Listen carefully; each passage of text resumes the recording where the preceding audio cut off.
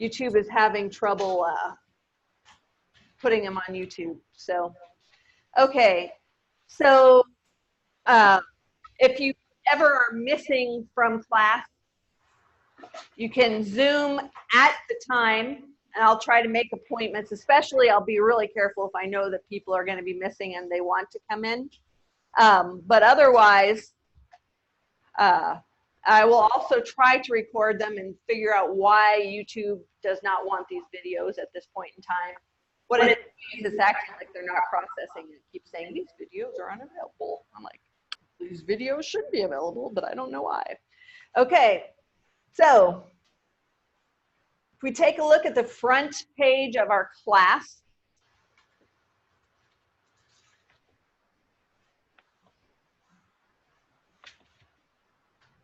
starting here is probably the most important thing. My name is Susan Escobar. I am your instructor for this class. You can call me Susan. It's okay to refer to me as Susan or Dr. Escobar. I'm really not a Mrs. Escobar or Miss Escobar.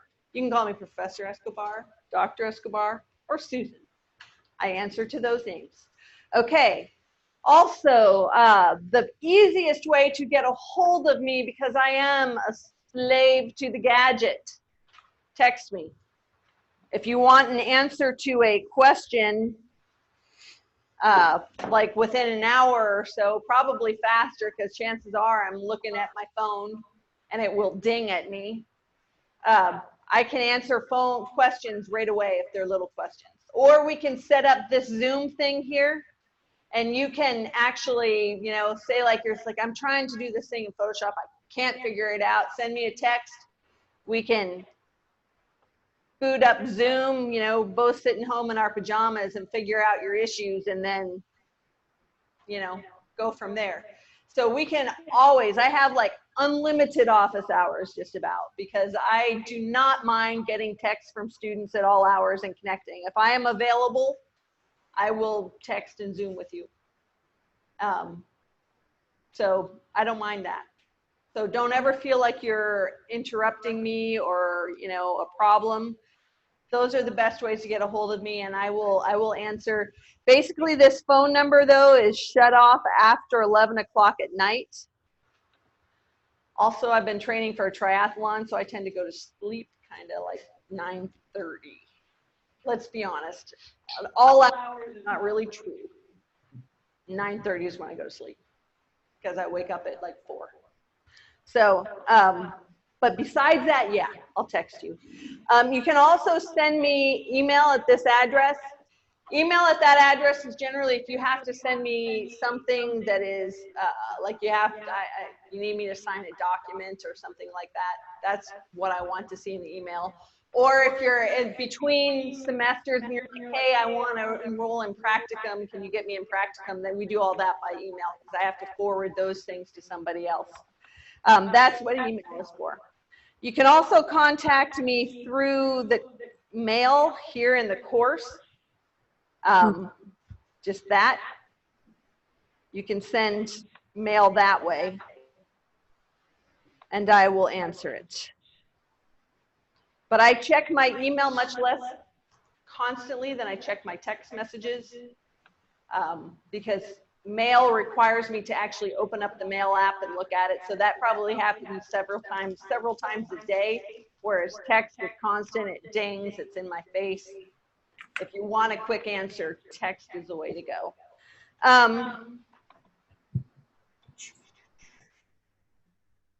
This is just a fun tool here. This is my availability on any given time. These green lines are my preferred text, my preferred times to Zoom and meet with students. However, I will meet with students other times. These are just my preferred times where generally I don't have anything going on. But you can see that my meetings start to fill up in here. So if I have like a green line, but I have a red dot, that means something's going on at that time. So, you know, don't write me and say, hey, can you meet with me at 2 o'clock tomorrow? Because I won't be able to. I already have a meeting there. That just kind of gives you a heads up of what my meeting times are. Helpful numbers. If you leave something in this classroom, like a flash drive or something like that, call this number. That's the lab. This classroom is part of a multi-classroom area that encompasses digital media and digital video, digital sound. But the main lab is actually right next door. Right next door you can check out cameras, Wacom pads. You can get tutoring. Usually there are people that are working in there that kind of understand this stuff. We try to get people who are tutors that have been here and know this software a little bit, so you can come in and do that. Let's take a little bit and talk about how this course works. I want you to go into the modules here on the side. We work by modules in this course. So I put dates next to the modules. I still have some filling out at the end of this course that I need to do. I have all the modules. I hid them from you because they had all the assignment dates screwed up and people were worried that they missed them. But you can see on here kind of when you need to have the modules finished. And inside of the modules, there are things that you need to read or look at. And then there are also, you can see that one's hidden here. There are sometimes quizzes or things I want you to do, like creating your profile, for instance. Creating your profile, which needs to be done by 8/29. Most of you have it already, but that is, if you go in here, I want to, at the very minimum, have a photo in there so that I know who you are and who I am speaking to. That's just because a lot of times I'll talk to you guys face to face, or I'll work with you in class, and then you'll ask me a question by email or something, and I have no idea. I'm sorry, I have a lot of students. It's really hard to keep up. So yeah, I like to see pictures just so I know who I'm talking to. Okay. So I want you to, between these classes, and again, this is a hybrid class. What does that mean? That means we meet face-to-face once a week.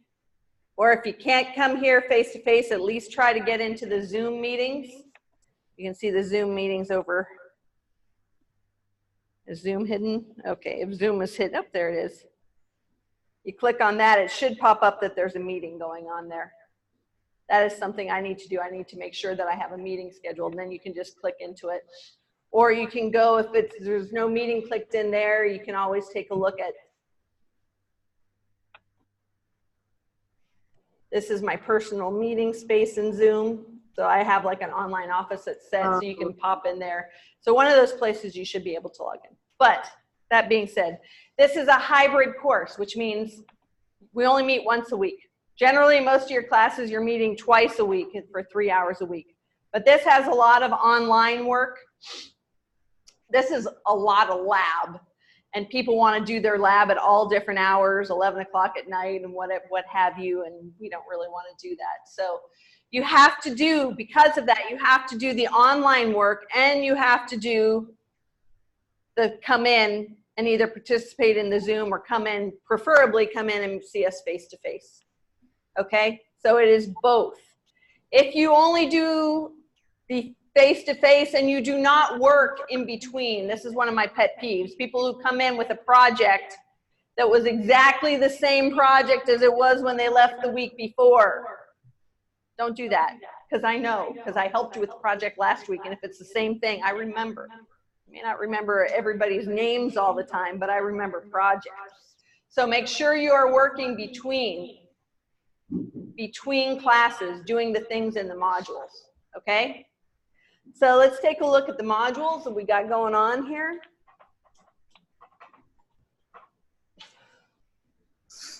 I'm going to look at the Start Here module. We're trying to get you guys into working kind of in a modern web workflow. A modern web workflow is going to have you working with a GitHub account. You can actually, inside of GitHub, you can create your own account. You can host your own website in here for free, which is what we're going to do. You're going to host a website for free inside of GitHub. So I'm going to need you to get a GitHub account. Actually, I'll probably add an assignment for this week where you send me your GitHub URL. And that will be how you will be creating that. Also, when you're working on your own machines, and you are all encouraged to bring in, if you have your own laptop, feel free to bring it in. It's so much easier, especially for web. Super much easier, grammatically spoken, to work on one computer rather than trying to move things from space to space. But we will be moving our things up and down through GitHub. So I want you to create your GitHub account. That is in module 1, and I will have you submit a link for that. I have to create a project for it.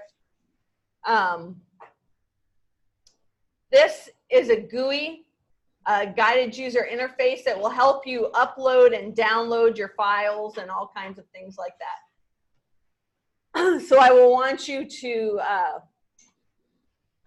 learn your GitHub or create a GitHub account. And we'll talk more about GitHub more later. In this particular class, I will be demonstrating using Adobe Dreamweaver. Adobe Dreamweaver is not the only web tool out there. You can actually use, for this particular course, we're not going to be using a lot of Photoshop, Illustrator, or anything else. So if this is the only iMed class you are taking, you have a lot of different options. For instance, you can go ahead and you can get Atom.io is a HTML editor. We can be using that. You can get Brackets.io. I have links to all of these things. You just have to get one good HTML editor, because we are going to be developing all of this code stuff. So on your home computer, you will have to install an HTML editor. If you are taking other iMed classes, or you're going to be taking them next semester, go ahead and get the Adobe Cloud, and you can use Adobe Dreamweaver just like I do. Adobe Dreamweaver is not necessarily the best HTML editor out there, but it's better than it used to be. And I actually like it now because it has a lot of code hints, but we'll talk more about that as we go. Go back to the module. Okay, so for this class, we are going to be using a digital textbook. And as I've said to you before, we never in iMed classes require you to purchase a textbook. We require you for other classes, to get your Adobe Cloud membership. But for this one, and I would like you to work along with me right now if you haven't done this, we're going to get into our digital textbook, which is free online. Is there anybody in here who is not a resident of Bexar County? Not, or do you know anybody who's a resident of Bexar County? You mean like the 1 year thing, or just like living here now? Living here now. Oh, yeah. Oh, good. Okay, good. Then we're all good. So our textbook is available for free at the Bexar County Bibliothèque. So go ahead and Google. Right now you can do this. The Bexar County Bibliothèque. So it's Bexar or Bexar, if you're not from here, bibliothèque.org.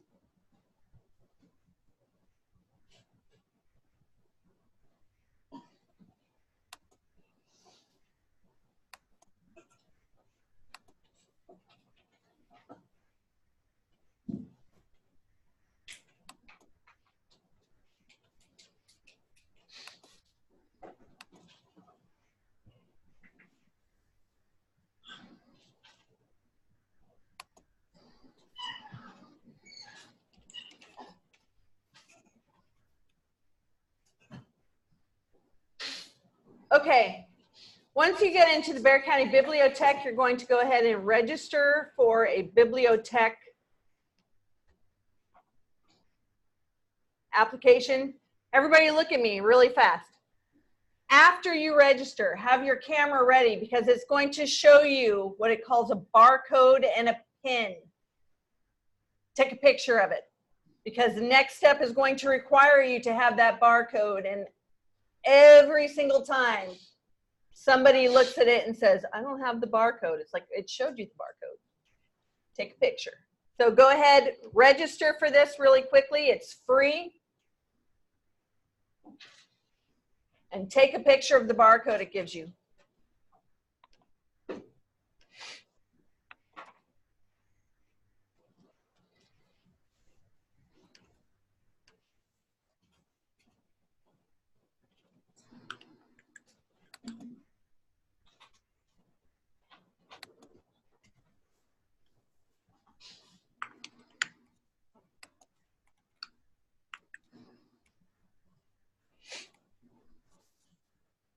Can you see us now, Phyllis?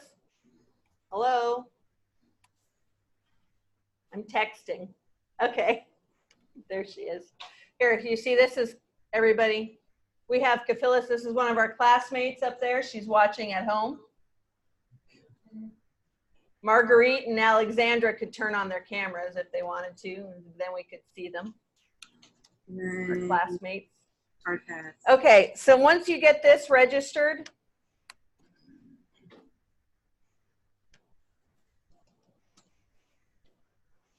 I'll give you a couple minutes to do that at the Bexar County Bibliothèque.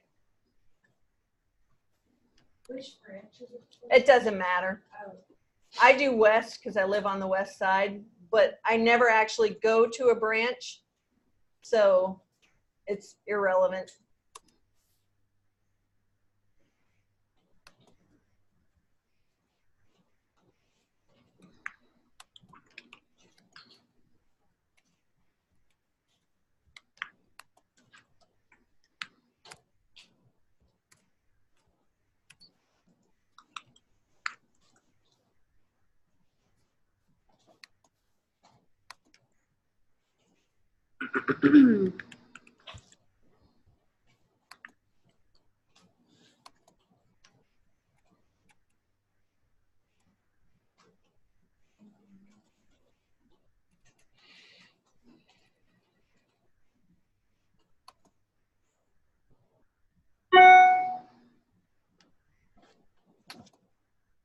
Don't forget to take a picture of that barcode. Write down your PIN. You're going to need them in about 2 minutes. Oh, okay.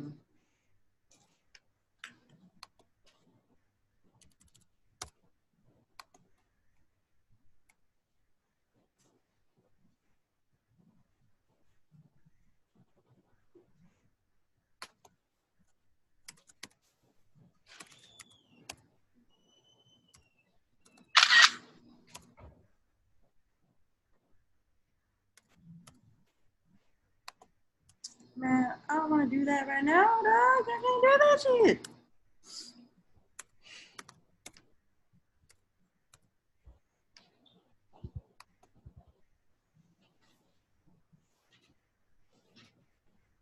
Okay, I want to say,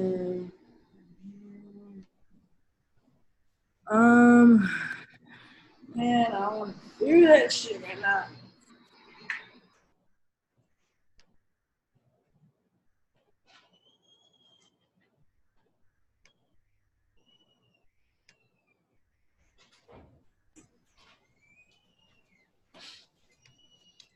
Okay, once you get it done, you have the account. You go ahead and click back on this logo, the Bexar County Bibliothèque logo, which will get you back to the home page.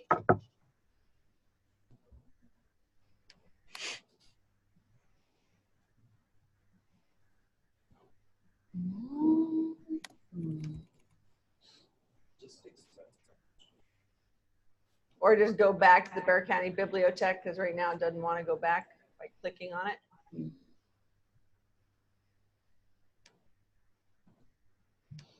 Once you're back at the front page, our textbook is actually this, lynda.com. And you have to access it through the Bexar County Bibliothek portal. If you try to go directly to lynda.com or LinkedIn Learning, it won't let you in. So when I go ahead and click on there, you can see that I get this library card and library card PIN number.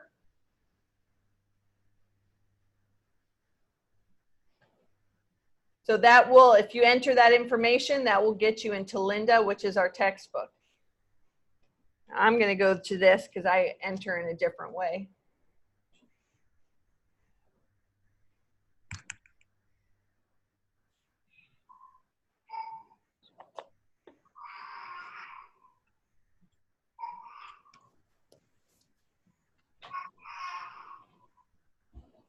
What the heck?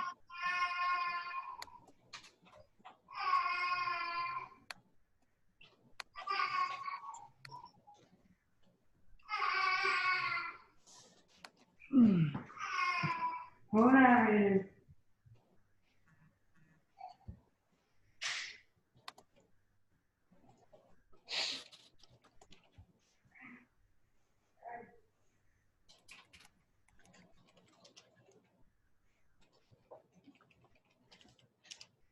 You need some electrolytes, dude.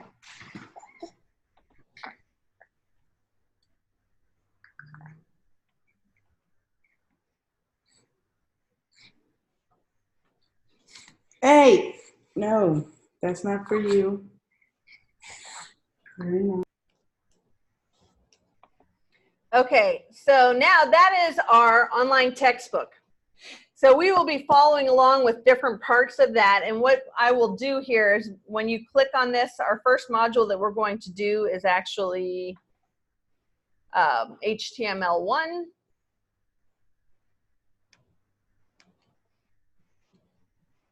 And if you click on the first assignment, I say, I want you to watch modules 1 through 3 of HTML Essentials. Actually, I need to put those on a separate page, which I will do for you. So if you look here for HTML Essentials, I will have a link.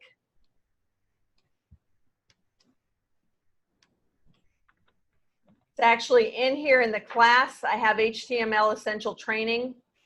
We want modules 1 through 3. So when you look at this, I opened up the class inside of Lynda. I have Introduction, which I would like you to take a look at. Introducing HTML, HTML Basic Page Structure, and HTML Formatting Page Content. So these are the videos that I would like you to watch this week between classes. And it's pretty cool. I like these. They give you exercise files and things for you to work with. So if you go up here, here's your video. So it will walk you through everything.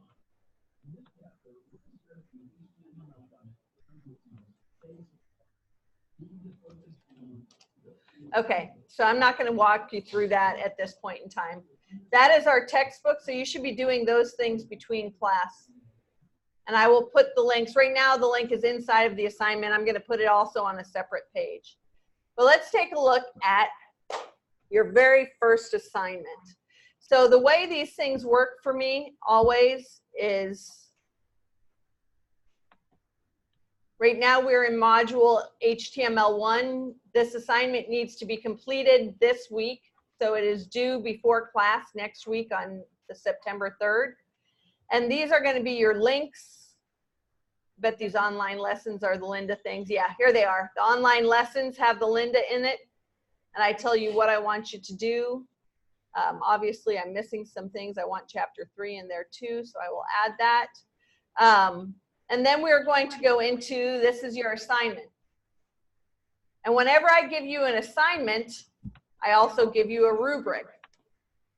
And this rubric tells you everything that I am grading on. So if you want to get an A in my class, I don't care if I give every single person in this class an A. You are not being graded against each other. You are being graded against a behavioral standard, and that is this rubric.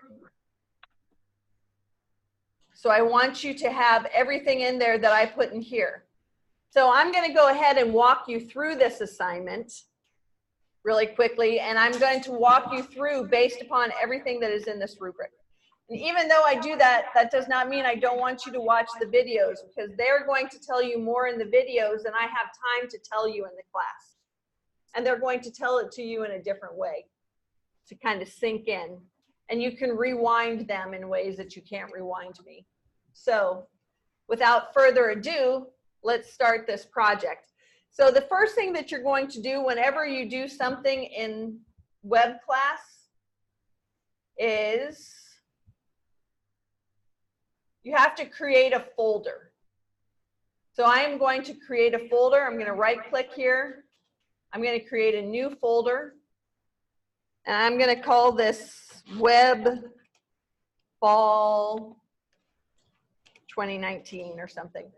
This is the only time that you can have spaces. From now on, I want all of your projects, or inside of the folder, everything has to be without a space, without any funky characters like slashes, asterisks, question marks. You can have underscores, that's it. Those are your only character that you can have. And it's actually better and easier whenever you're naming files and working in the web that you don't use any capital letters. The reason for that is because servers tend to be case sensitive. Sometimes they are, sometimes they aren't, really depending on the server.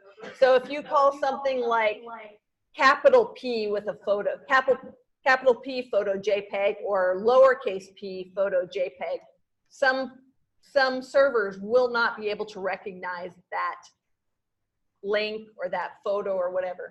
So I personally find it easier if everything that I name is lowercase, without spaces, without funky characters or anything from here on out. So here's my folder. I'm going to go ahead and open this folder up. Let me get rid of this Zoom here. Oh. Okay, I'm going to open up this folder. And inside of this folder is actually going to be my structure for the website. So a typical thing that you'll see inside of here would be a new folder in here called Assets, A-S-S-E-T-S.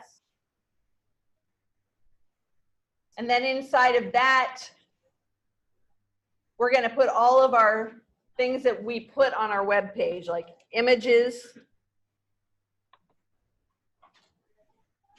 We won't for this particular class at this point or for this particular thing, but we could have scripts or JS for JavaScripts. So you'll see things like that inside of the assets folder. Now I'm going to go ahead and grab, I have a picture of myself here. Or no, I don't want a picture of me. I don't want to look at me close up. I have a picture of the Tibetan flag here, a PNG. The file formats that you can use for pictures, the best ones are going to be JPEGs, the .jpg and .png. Those are the most common formats for images on the web. So I would like you to stick with those. I'm going to drag this Tibet flag, and it's now inside of my images folder. Keeping your file structure clean is very, very important.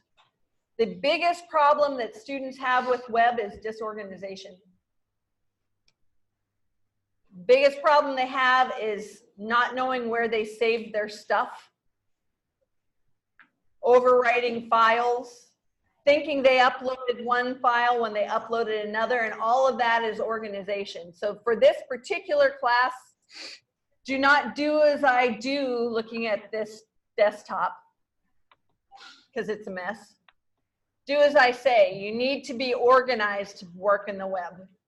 You need to be have mental clarity to work in the web. So that's what I want you to do. So, okay, now I have this particular thing going on. I'm working in Dreamweaver here, but I'll show you how to do it if you're working with something else. For instance, another software that we have on here, another HTML editor Let's check and see if we had Atom on here. I guess we don't, but I do have Brackets. Brackets is one that you can download for free from, I'm not going to cancel, I'm not going to do that right now. Brackets you can get for free from brackets.io on the web. And this is an HTML editor. So what I'm going to do here is I'm going to make sure that I open my folder. And I'm going to go to the desktop, and I called that one, what did I call it? Webfall, okay. I can't find it. See, this is why you got to be organized, because you get stuff like going on here. If I open up the wrong folder, I'm kind of screwed. So I need to find Webfall right there. Okay, select folder. Now this has that folder. You can see that it's set up on the side. If you got a call from your friend, and your friend said, "Hey, how do I get to your house?" What would you say? What would you tell them? What would you ask them? Do you have an iPhone? Do you have an iPhone? Yeah, Google Map. No, they don't have an iPhone. And they just say, "Hey, how do I get to your house?" What do you ask? I asked for, you know, a local landmark. Yeah, local landmark. Where are they coming from? That's what they know the landmark, then I can direct them to the Right. landmark. Right. Either a local landmark or like where are you right now? So you need to know where are they coming from, whether it be a local landmark or where are they sitting. The web is the exact same thing. If I say, you know, I need that Tibetan flag, tibet.png, the computer wants to know where it is. So we make what is called a relative pathway. Like the map to your house is relative from Northwest Vista to your house. Or it's going to be a different map if it's relative North Star Mall to your house. Totally different map, right? So we need to know where we're starting from. And this is why declaring your folder and opening the folder is the most important thing. And people a lot of times will get in here in their software and they will just open up a file. So if I just say open and I open a file that's file cualquiera anywhere on my desktop, then the computer is not going to know how to connect. If I say I want to put a picture on this file or a picture on this web page, the computer isn't going to know how to connect them because it won't know the path between the two. So it's very important to open, if you're using Atom or Brackets, you have to open up the folder first. And that is where you kind of make your local landmark. Your name is? Sam. Sam. As Sam said, the folder would be the landmark. Or as I said, the folder is like when you say, where are you coming from? That's the folder, right? You need to start there. Now, if you're doing Dreamweaver, it's a little different, but the concept is still the same. So let me put on my dark sunglasses. Okay, in Dreamweaver, if this is what you're going to use, you have to declare your site, which is the same thing as opening a folder. So I'm going to say site, new site, and I can call this whatever I want because this is not actually part of my website. It's just part of the identifier so I can pick it out of a list later. 2019. And I am going to point it to the folder, which is the exact same thing as opening from the folder in Brackets or in Atom or in Sublime or whatever HTML editor you want to use. I'm giving you a list of HTML editors because they all do exactly the same thing. And the reason why I don't automatically default to Dreamweaver, because, you know, since we tell you guys all to get Adobe products, is because if you go out to a job and tell them that you use Dreamweaver, they will probably laugh at you because it has, among developers, Dreamweaver has a really bad reputation. But it's a good program. It is now a good program. It used to be a really terrible program, and it has its moments of terribleness. Because what happens is Adobe tries to get Dreamweaver to do so many things It tries to have this built-in server. So sometimes Dreamweaver will totally crash on me while I'm teaching, and it will let me keep typing and thinking I'm doing stuff, but then it doesn't save anything I do because it can't write to the Adobe server. But they try to get Dreamweaver to do so much. But in the end, it's actually a fairly good little HTML editor. It's got good code hinting and things like that. So I don't mind using it. And since we are an Adobe school, I will use Dreamweaver here. However, if you want to go out and avoid getting the Adobe Cloud for this class, go out and get Atom, atom.io, brackets.io, Sublime, I don't know what it is. You'll have a little bit more respect in the workplace if you go out there. But they all do the exact same thing. They all develop HTML code and CSS. Okay, anyway, but I digress. So I select my folder. So here is the name of this. Here's my path. Later on, if I wanted to have servers that I upload to and things like that, I would do this. However, we're going to use GitHub, so we're not going to do any of that. If you have questions, please ask. And then I hit save. Bam. And now over here in my files, you can see here's the site that I just created. There's a bunch that I've created at other times. And just like in brackets, I see my folder and I see the things that I created inside of it. And so now I can create relative paths from inside of this. So I'm going to create a file new HTML because that's where we're going to start. I can title this whatever.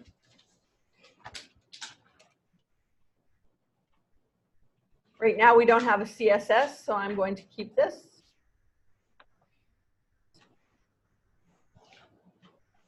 If I was in brackets or Atom or Sublime, I would just say file new and then save as. Okay, your very first page needs to have a certain name. Everybody always screws this up, and it gets me so frustrated because I'll see new media or digital media students like 2 years later come in saying, why does this not work? Why can my server not find my page? Your first pages always have to be called. Inside of any folder, you need to have a page called default or index. One of those two.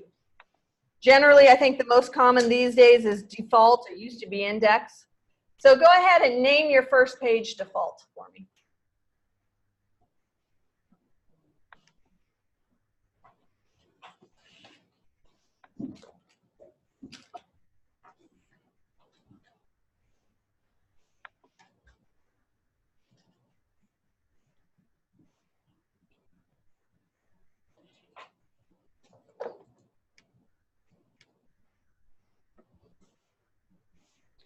So inside of Dreamweaver, you can see that I have here a split window. This is the design page or the design of my first page. There's nothing on it. And one of the reasons why I do like Dreamweaver is it's pretty convenient. It gives you some basic information. If you're using a HTML editor that does not add these, you need to add these same things. So let's walk through. Dreamweaver automatically put these things in the page for me. It automatically declared my doc type as HTML. That's cool because I could have other types of documents that we will work on in this class. For instance, a CSS page, which is what makes it have style and look pretty. Could have a JavaScript page or a PHP page, but this particular page is HTML. Does anybody know what HTML stands for? Hypertext markup language. Yeah, hypertext markup language. Okay, so hypertext markup language or HTML works on a series of partnered or paired tags. So you can see that I have here an HTML here that is open. And down here I have an HTML tag with a little slash on the top. That means that's closing. So most HTML tags have to be opened and closed. and they have to be properly nested. So you can see this is my very first tag here. So it has to be my very last tag at the bottom. I have head tags here. Inside of the head goes everything that is important to the page but is not visible on the page. So for instance, this right here, this UTF-8 character set, meta, is telling the page what alphabet character set. It's like, are we pulling this up in Russian characters? No, we are not. We are pulling it up in, you know, basic English characters. So most everything that you are going to do is going to be in UTF-8. You're not going to be writing in Japanese. You're not going to be writing in Russian. You're not going to be writing in some other funky character language, right? So you want to put this on here, and that lets the browser know, your Firefox, Mozilla, Opera, whatever you're looking at, that we're writing in English. Okay, this title is not the title of the page that shows up. Look, you can see up here, there's nothing. But if I go ahead and I save this, which I guess I already did, and I open this up in a browser, the title of the page is what shows up here in the tab. But it doesn't show up on the page, so it belongs in the head of the document.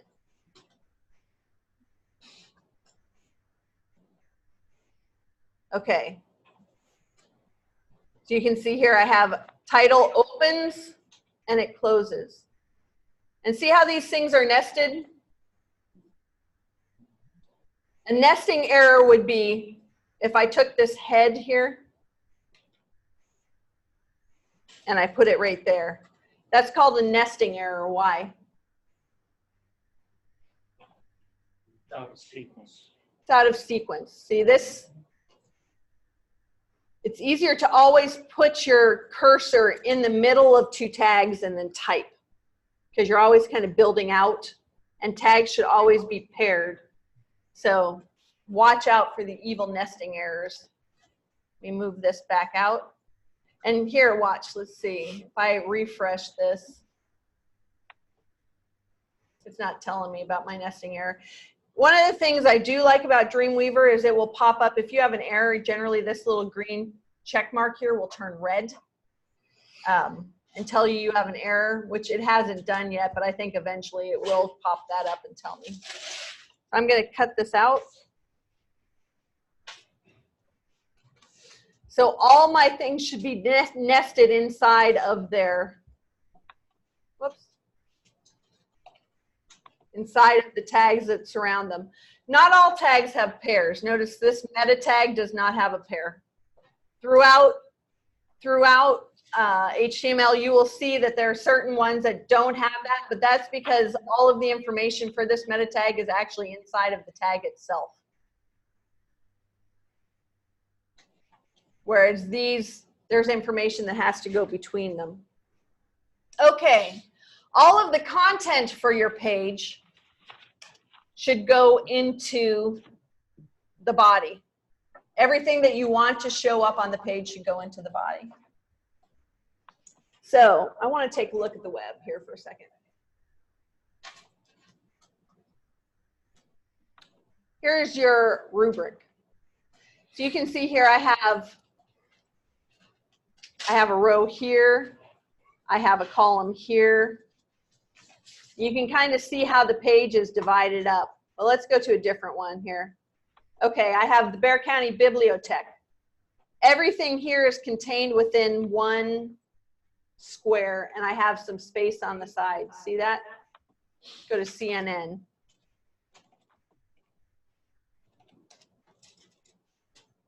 Okay, this has one bar across the top, but then all of the content is within a box here on the page. That makes sense? And then depending on how I squish this up,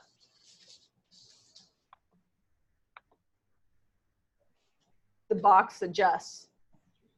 It's responsive, which we would really hope, we would super hope that CNN would be, was that thunder? Is it gonna rain? Oh my goodness, okay. So anyway, this box that we're going to put around here, we're not going to worry about this. This is like a sticky header and a sticky footer. We're not going to worry about those bad boys. All I want to worry about right now is this box. So the first thing I want you to do on the page is to create a div.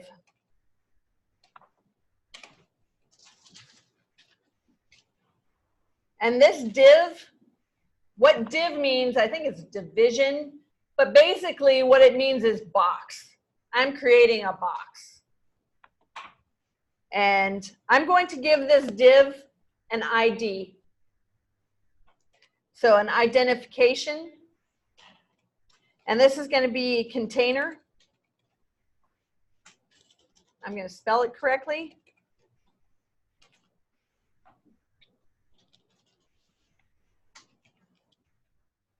I'm going to go down here, and since I opened this tag, what do I need to do? Closing tag. I need to close the tag. So how do I do that? I put the slash. And Dreamweaver knows as soon as I put a slash, it knows that I need to close that div.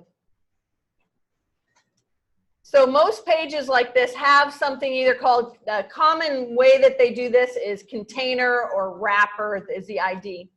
The reason why we need to put an ID there, why do you think? Do you think that's the only box we're going to have on that page? No, we may have 50 boxes on that page. We may have 50 divs. How are we going to be able to identify each individual div? We give it an ID. We give it a name. So this one is my container. It's my wrapper. So I went ahead and I put that there.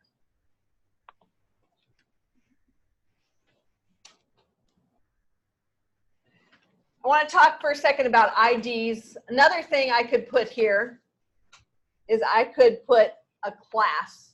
There are two ways to identify objects on the page. You can identify things on the page with a class or with an ID. So in this room, I have a class of students and I have a class of professor, right? Oscar there is class of student, ID of Oscar. Do I only have one Oscar in here? Do I have two Oscars? Shoot. So class of Oscar, ID of Oscar, what is only you? Oscar Garcia, was it? Quintana. Huh? Quintana. Quintana. So that Oscar is class of student, class of Oscar, ID of Oscar Quintana, because he is the only one. And in HTML, you can probably get by with having multiple things with the same ID, but as soon as you start styling things and adding code to pages, having things with multiple IDs or multiple things with the same ID, just gets crazy.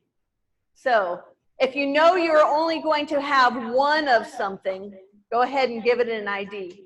If you know you're going to have a bunch of divs on the left side and you want all of my divs on the left side to have the same characteristics, then you would give them a class of left. But if there's just one container like that main box on the page, I only have one of those main boxes on the page. I'm going to call that container. So I gave it an ID of container. Okay? Now, inside of this, let's draw a page here. Let's say we have a web page. I don't know if you can see this. Here's my web page. And I am going to have, this is my main div, my container. Then I can have my whole browser like this. Here's my browser. Dot, dot, dot, whatever. Okay, but this is my page. So I am going to go ahead and have a navigation bar. Or actually, no, I'm going to have a header. Then I'm going to have a navigation bar below this. And then I'm going to have two sections.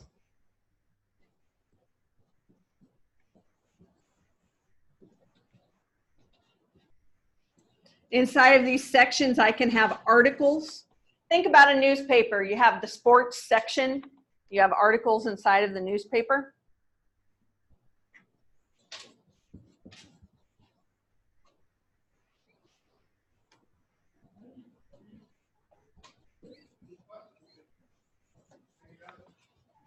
And then I'm going to have at the bottom of this a footer.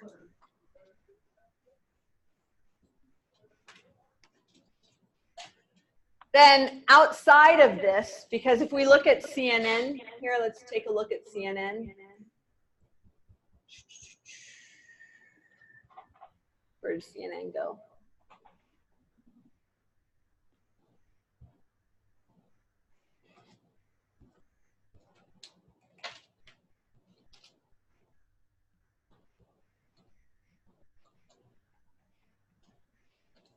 Okay, I have all this space around here. It's part of my page, but it's not inside of the content. So out here, this stuff that is part inside of the browser, but not part of the content, not inside of my page, that's inside of the body. So all of this stuff that is not inside my div will be outside, it'll be body. So let's see how we would set up a page that looks like this.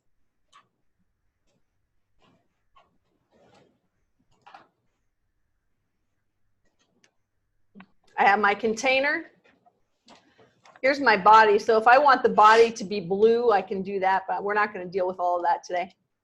So back in the day, before we had HTML5, we had HTML 1, 2, 3, and 4. And we would say div class nav, div class, or div ID nav, div ID header, div ID article, div ID section. Everybody was using the exact same words to identify these boxes. So the people that developed HTML came up with what they called semantic tags. So all this is, I'm going to put a header.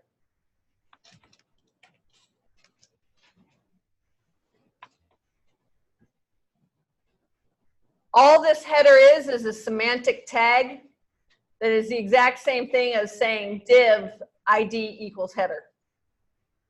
But because everybody had a header, they just made it called header. So there that is across the page. Now a nav bar is called nav. Doesn't have to be a nav bar. A navigation location is called nav.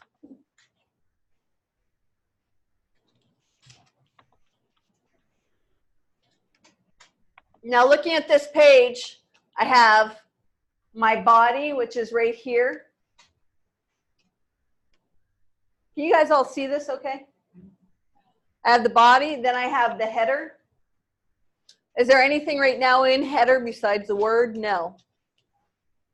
Then I have my nav bar. I'm working from the top to the bottom, left to right. So now I have this section and this section. So I am going to go ahead and create a section.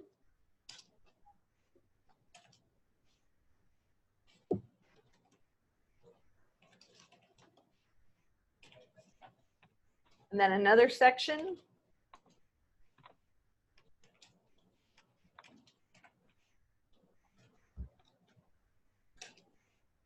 Okay. Inside of this section, what do I need to put?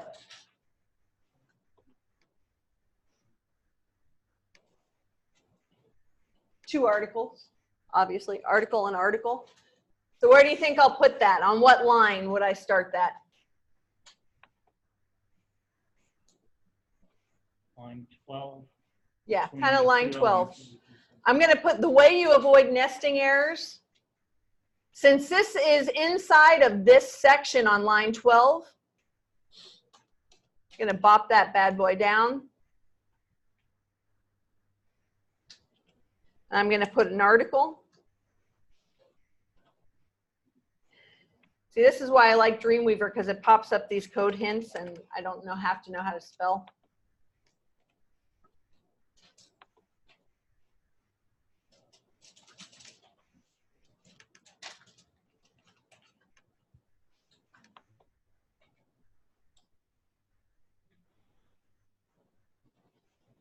See what I mean by nesting? These two article tags, they are inside of this section tag because they're actually inside of that section tag on the page. This section just has, I put one article in there. I'm going to go ahead here.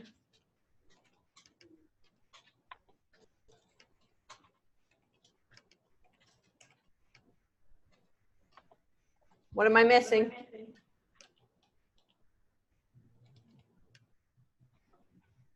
Where should my footer go? Should I put my footer here? No. Yeah, why should my footer not go there?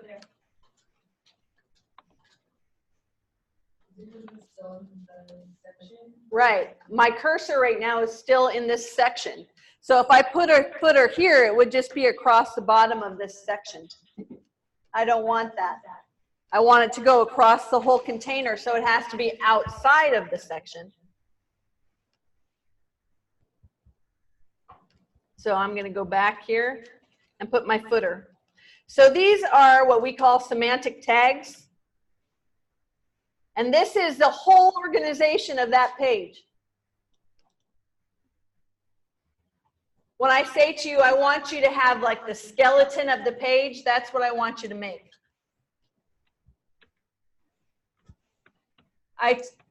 You'll see in the videos, they talk about this more, but you can also go through W3 Schools. And I have a link in the module for this. And the reason why I like W3 Schools is because these people, the W3 Consortium, are the people that set the standards for the web.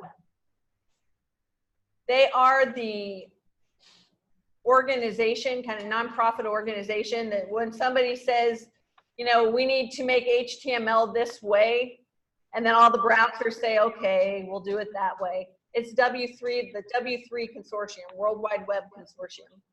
And so the World Wide Web Consortium has tutorials on how to make HTML.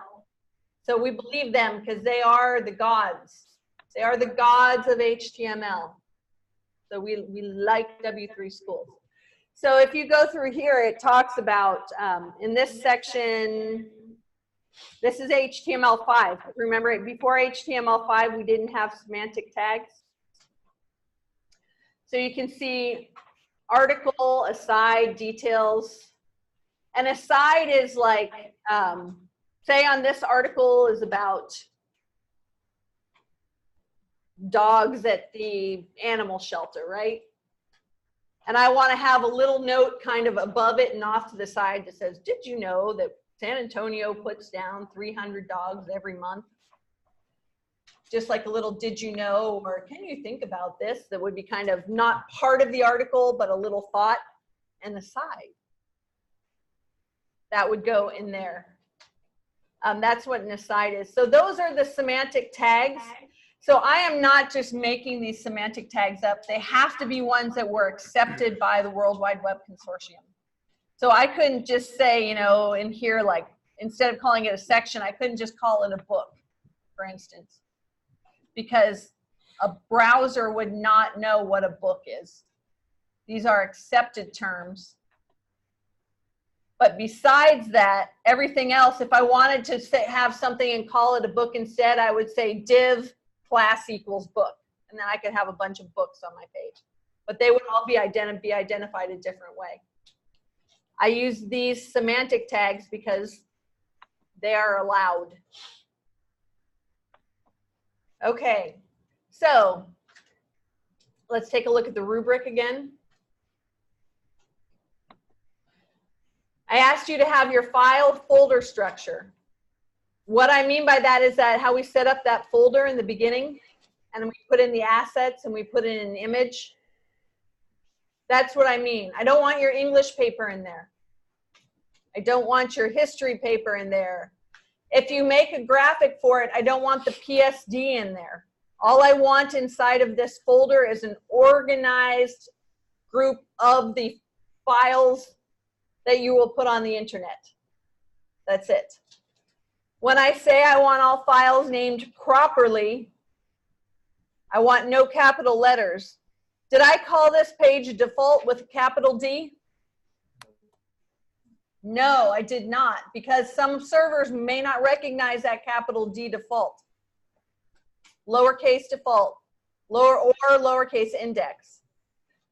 No funky characters, I mean no slashes, question marks, ampersands, or anything in your file names, and no spaces in your file names. Okay, let's put an image in here. I'm asking you to have at least 3 images. Oh, I want to ask you, is anything in here going to show up on the page yet? Nope, I don't have any content in here for the pages. So when I go down here, let's skip the image for a second. This is proper page structure. Okay, headings. Let's go ahead and put the headings in there. Headings, the biggest heading starts with number 1 and it works down to number 6, the default size. But the most important purpose of headings is not visual, it's to organize your data.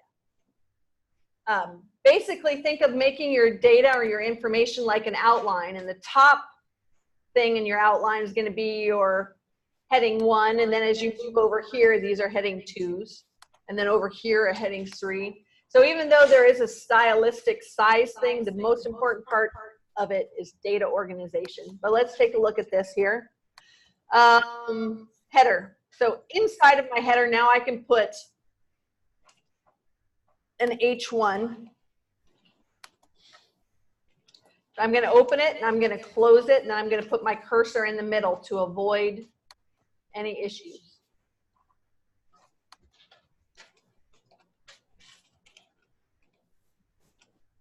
And now that shows up. We are not going to worry about styling this page yet. That's like too much information. Styling. In the nav, I'm not going to ask you to do a list, so you can skip that right now. But let's go into this article and let's put a picture. The way I put a picture is I'm going to use an image tag. Then I'm going to have a source.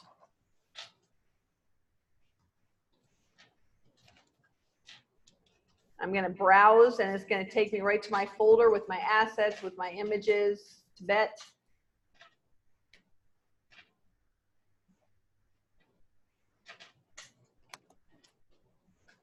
Wow, that flag is really, really big.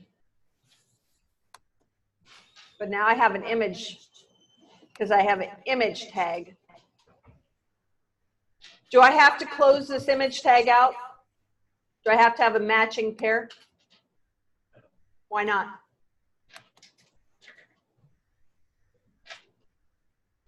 Is there any content that goes in between 2 things there? No. My whole information that I need is right here. The source, I can put an alt tag.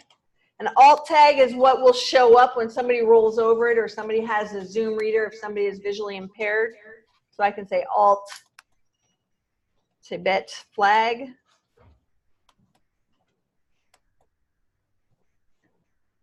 Now, this is really, really big. I could style that. I'm going to show you the wrong way to do this, and then I'll show you the right way. But for today's purposes, I can put in a width here. Width equals, and let's say 400 pixels.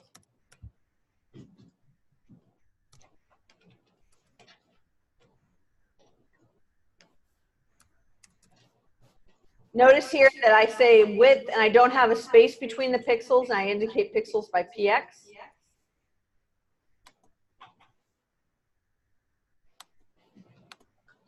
Also notice that since I don't say height, it scaled itself proportionately. So you can pick one or the other and then it will scale proportionately, or you could put the width and height and have it scale non-proportionally. Generally, later on, I'll want you to control all of those things with CSS, but I'm not going to worry about that right now. Okay, so here I wanted you to have an H1. Now, each of these sections could actually have a header also, because it's not really a class, so it's not an ID, it's a class. So I can have a header here inside of the section.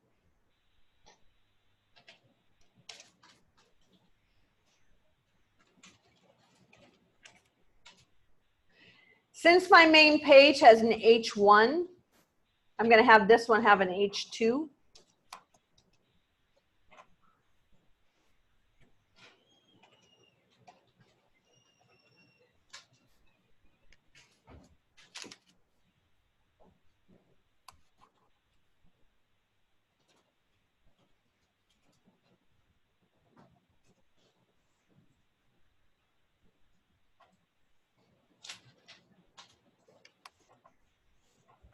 Okay, see how this is big and this one is a little bit littler?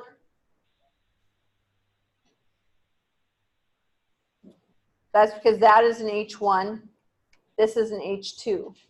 This is an H2 because this is or H1 because it is big and it's the name of my page. Since this would be kind of a subcategory on that page, I'm going to make it a little bit smaller. It's also the way to organize my data. Okay, let's take a look at the rubric.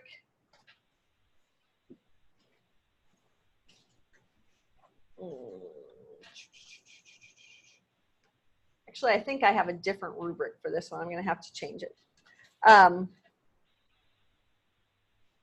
way that I have information show up on this page, just regular text that is not a header is in a paragraph tag. And a paragraph tag is a P tag.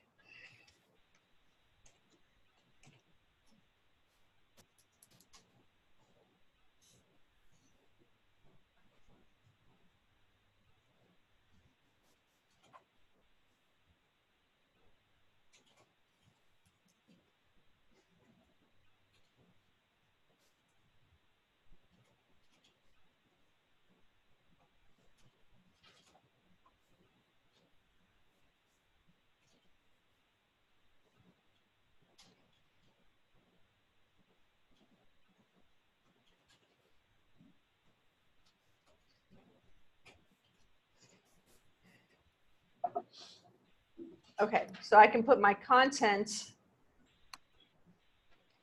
my paragraph here, like that. Now, if I wanted to bold Tibet, there are different ways that I can make things bold. I can say strong.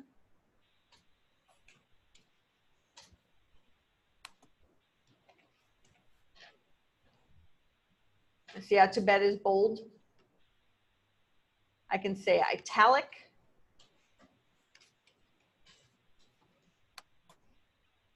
I'm trying to think if it's italic or italics. I don't remember, I'm blanking. Must be italic.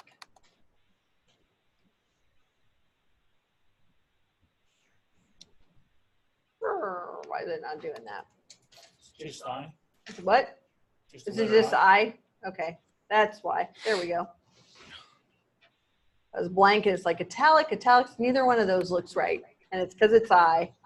There we go. Tibet, I'm turning it into italics. So when I talk about different types of text emphasis, that's what I'm talking about there. Line breaks. Let's say I want this on a different line from this. I want this article is about Tibet. Tibet is a country in Asia. Let's say I want this to be on a new line. One way I could do it would be to put it in a new article or new paragraph tag, but I can say BR.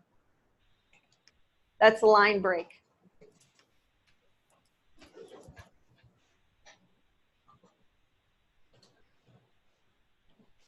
So that is your project for this week, but I want you to make a page that is about you or something important to you. I want you to have at least 3 different images on it. As you go through the videos, it will help you understand this, and you can kind of rewind and go back and kind of take a look at it. But next week, you will present those pages and talk about yourself. Again, I'd like to see it about you, but if you want to make it about your dog, about your trip to China, I don't care. You can make it about anything. But you will come up and show your page, and you will present it next week. Okay? It does not have to be a prettier page than this. This is a lot of information that you already got in week 1. If you want to take a picture of that, snap a picture of it with your camera, go right ahead to get the structure.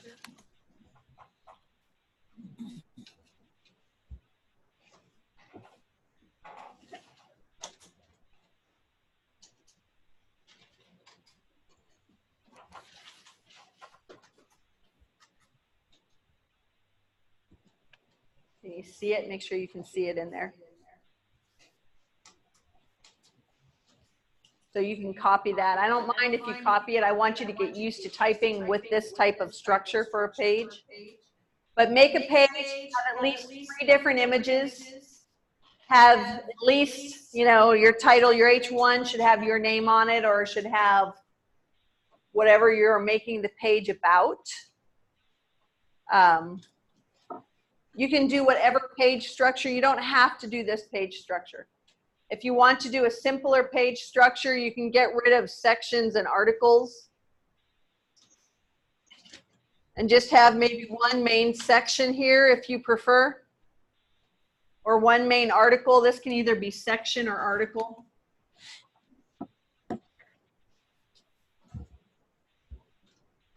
For this main content here. But I would like to see a header, a nav, a section or article, and a footer. At least those sections. At least those semantic tags used to organize it. So you're starting to think about the page structure and the page organization. Any questions on this? Is there standard pixel size or width? Yeah. This is really, really bad. Oh, for the container? Yes. We haven't gotten into CSS yet. You're jumping ahead. Or just, I don't really care. I would say, what, 1020 or something for the width. I don't think there is any one God-given, especially now with so many devices that's out what there I was- in the that's what world. I was wondering about. Yeah, You no. know, it used to be We're, limited. we're doing it for showing on this monitor, and this monitor is monstrously huge. Okay. So I don't care. Yeah, no. I don't use percentage-based hardly. Well, I do for images and contents inside, but generally, yeah, percentage-based tends to blow up and change the design layout on different devices. So I like media queries and set a little bit more control. I like control, and I don't feel I have that with percentages. Okay, but for some things I will use them. A combination is good, but we're not there yet, so let's not scare people. You don't have to style this. You don't have to make a pretty website. If you want to, if you have those skills, go ahead and style it. And, you know, by styling, I mean that's where you go and you change the font color and you change, you know, I don't know, put a picture in the background, whatever it is you would want to do. Right now, we're not going to worry about all that kind of stuff. Just a black and white, ugly website is fine. Boring website with content on it. So like what we just kind of practiced. What we just kind of practiced right now, but I want you to kind of redo it with your own information on it. Okay? You can start working on it now, because then I'll walk around and help you with your issues as you go. So get busy.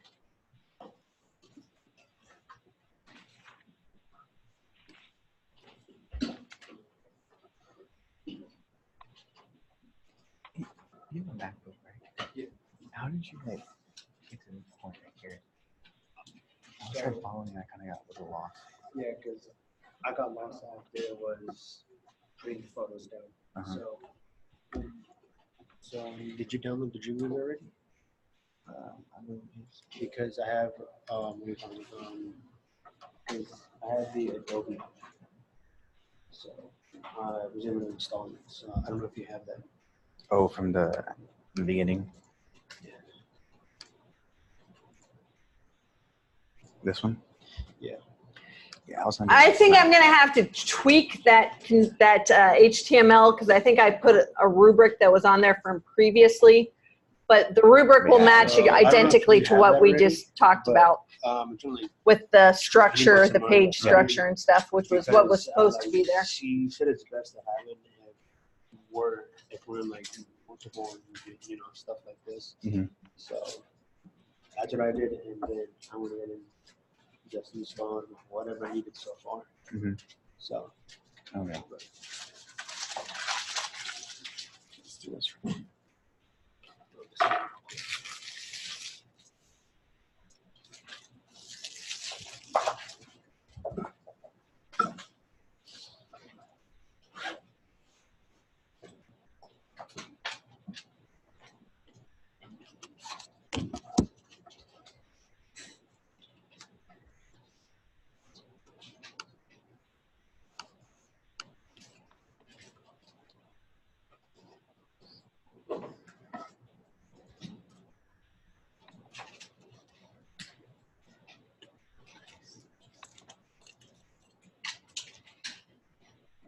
Okay, online students, I'm going to shut down the video now. So let me know if you have any questions. Let me know.